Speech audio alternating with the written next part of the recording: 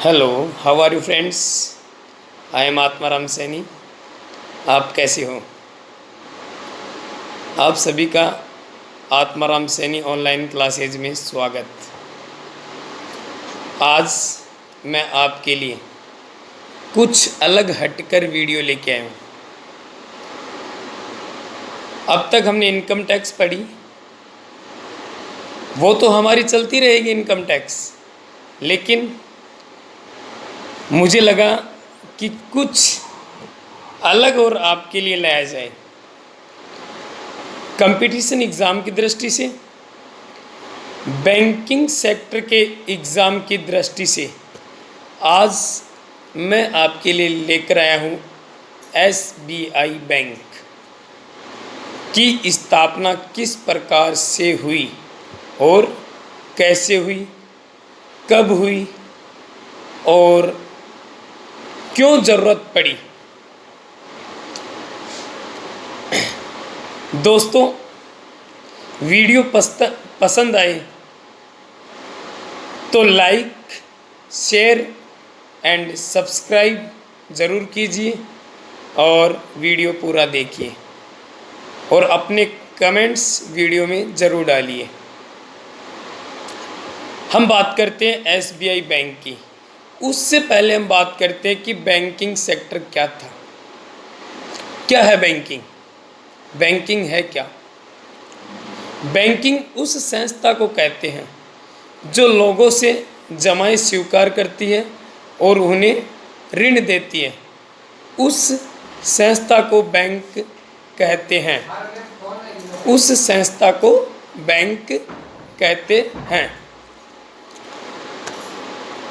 लेकिन जो फाइनेंस का जो काम करती है, मुद्रा का जो व्यापार करती है, उन सभी संस्थाओं को बैंक नहीं कहा जा सकता है। बैंक उसी संस्था को कहा जाएगा जो लोगों से जमाएं स्वीकार करती है और उन्हें ऋण देती है।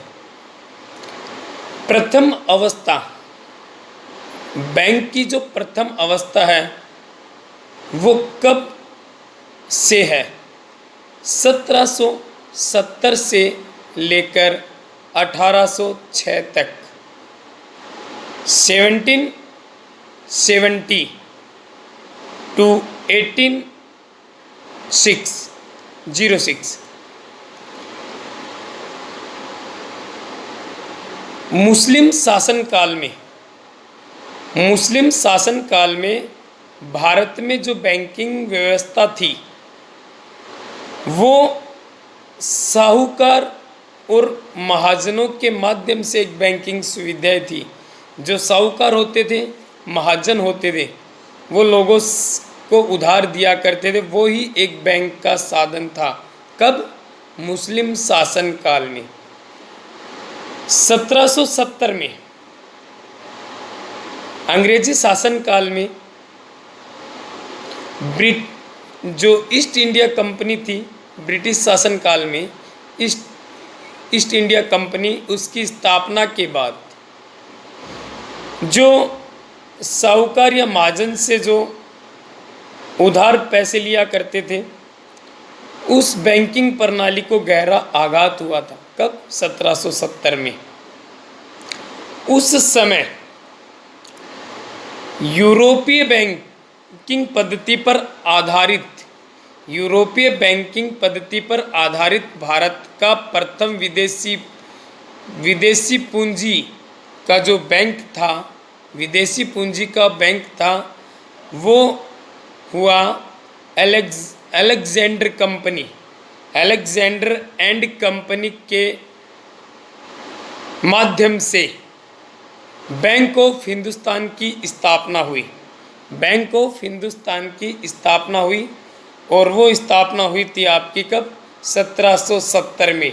वहाँ से ईस्ट इंडिया कंपनियाँ अंग्रेजी शासन काल से भारत में बैंकिंग प्रणाली का उद्भव हुआ। फिर धीरे धीरे ब्रिटिश शासन काल में जो बैंकिंग जो एजेंसियाँ थी उसकी स्थापना होने लग गई। फिर 1800 जो द्वितीय अवस्था थी, जो द्वितीय अवस्था थी वो थी 1806 से लेके 1860 तक। उस द्वितीय अवस्था में बैंकिंग प्रणाली की द्वितीय जो अवस्था है वो अवस्था कब से प्रारंभ हुई? 1806 से लेकर 1860 तक। उस समय 1813 ईस्वी में 1813 ईस्वी में जो इस ईस्ट इंडिया कंपनी द्वारा जो बैंकिंग एजेंसियों की स्थापना की गई थी, उन एजेंसियों का पतन होना शुरू हो गया था, क्योंकि 2 जून 1806 को बैंक ऑफ बंगाल की स्थापना हुई। बैंक ऑफ बंगाल की स्थापना हुई। फिर उसके बाद में 15 अप्रैल 1840 को बॉम्बे बैंक की स्थापना हुई। फिर 1 जुलाई 1843 को बैंक ऑफ मद्रास की स्थापना हुई। ये ऐसे 3 बैंक हैं जो 1806 से लेके 1843 तक काम किया। इनके बीच में भी बहुत से ऐसे बैंक आए, लेकिन आज हम बात करें एसबीआई बैंक की। जो इनके बीच में जो बैंक आए उनकी बात करेंगे अगले अपने वीडियो में। आज हम बात करते हैं एसबीआई बैंक की।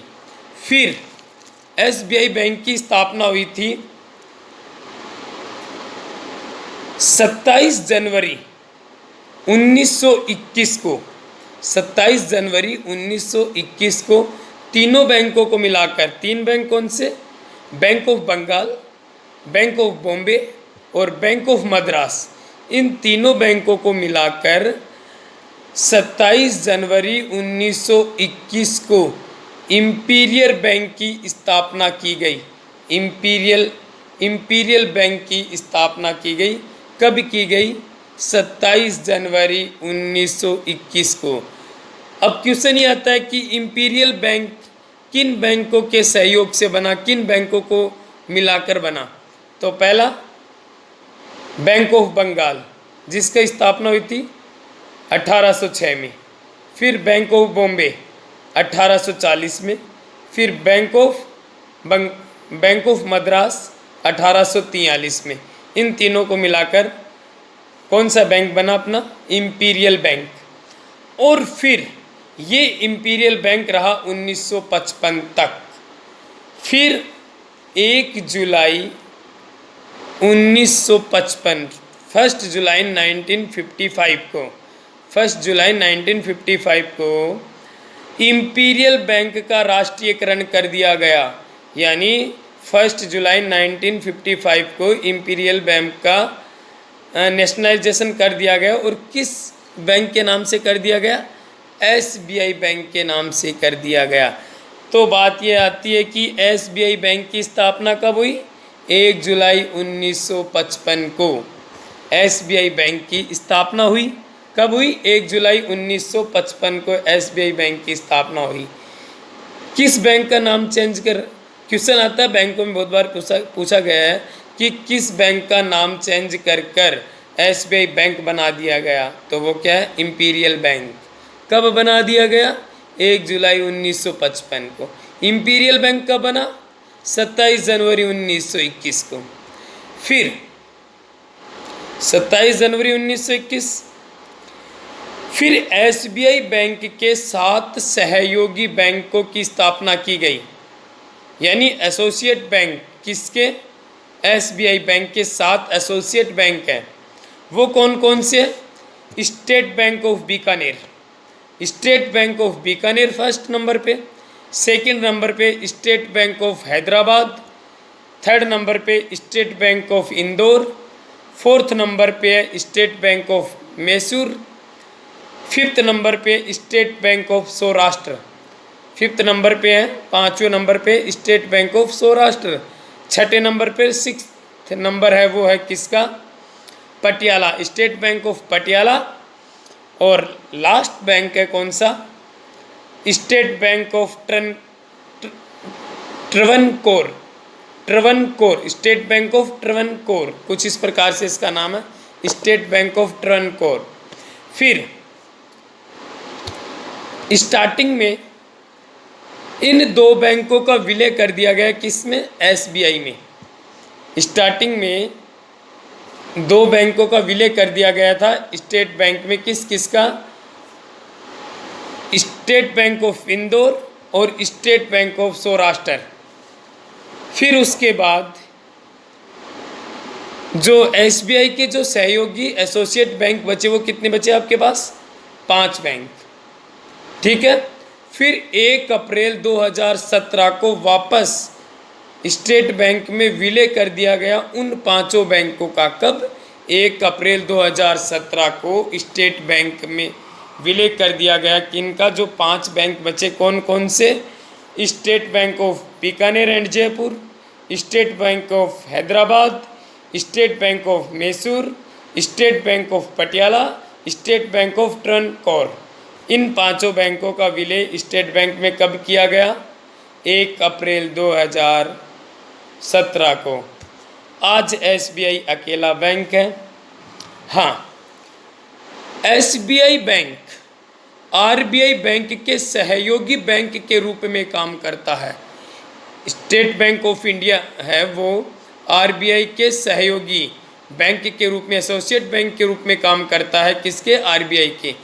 जहां आरबीआई की शाखा नहीं है, जहां आरबीआई की ब्रांच नहीं है, जिस स्टेट में, उस स्टेट में आरबीआई की ब्रांच के रूप में कौन सा बैंक काम करेगा? आपका स्टेट बैंक ऑफ इंडिया।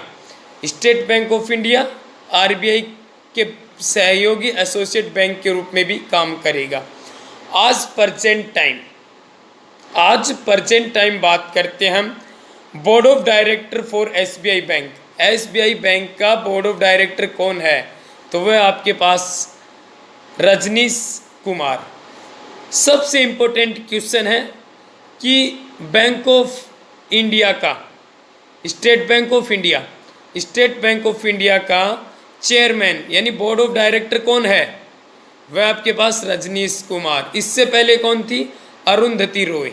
इससे पहले थी अरुंधति रॉय और आज प्रेजेंट टाइम कौन है? रजनीश कुमार। फिर हम बात करते हैं इसके मैनेजिंग डायरेक्टर की, तो मैनेजिंग डायरेक्टर प्रवीण कुमार है। फिर हम बात करते हैं टोटल एसेट्स की, यानी टोटल एसेट्स कितनी है एसबीआई की? तो एसबीआई की टोटल एसेट्स है 41,97,492 करोड़ रुपए, यानी 41,97,492.4343 करोड़, यानी कि हम कह सकते हैं 590 बिलियन डॉलर है यूएस डॉलर। फिर टोटल इक्विटी की हम यदि बात करते हैं तो वो है 2,50,167.6630, यानी कि ये करोड़ के अंदर है। यानी कि अगर दी यूएस डॉलर बिलियन की बात करते हैं तो 35 बिलियन इसकी टोटल एसेट्स हैं और नेट इसकी जो इनकम है वो है 11,439 11,439.4023 करोड़। यानी बात करते बिलियन में तो 1.6 बिलियन यूएस डॉलर इसकी क्या है? Net income. और यदि इसकी रेवेन्यू की बात करते हैं कि एसबीआई का टोटल रेवेन्यू कितना है, तो एसबीआई का टोटल रेवेन्यू है 3,68,10.6492, यानी 3,68,10.6492। और यदि बिलियन में इसकी बात करते हैं तो ये बिलियन में है 52 बिलियन यूएस डॉलर। और आज के लिए दोस्तों इतना ही। वीडियो पसंद आए तो लाइक शेयर एंड सब्सक्राइब ज़रूर कीजिए। Okay, good bye.